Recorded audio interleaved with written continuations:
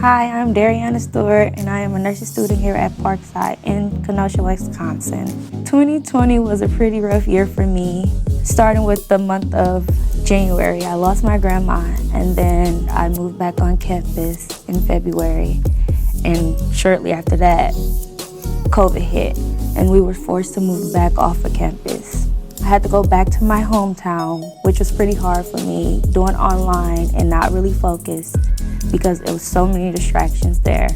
I ended up passing my classes by the grace of God, and then school started back and fall, we were still online.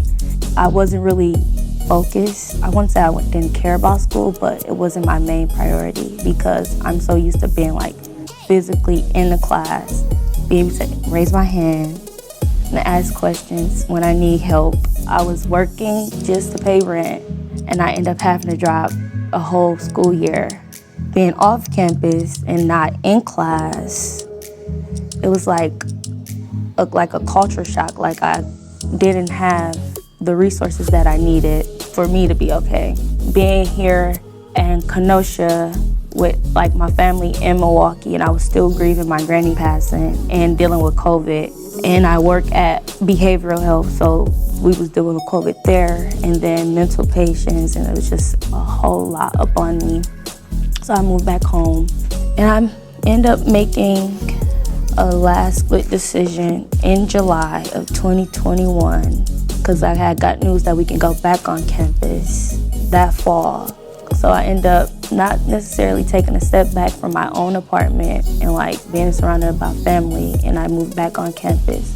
And I feel like that was the best decision that I made, even though when we did get here, it was strict rules, you really couldn't be out without a mask.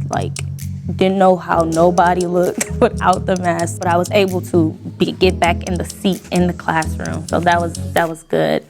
The first semester back was kind of shaky because it was going from online back into class, even though I knew that's what I wanted, but it was just still kind of now we gotta take tests in person.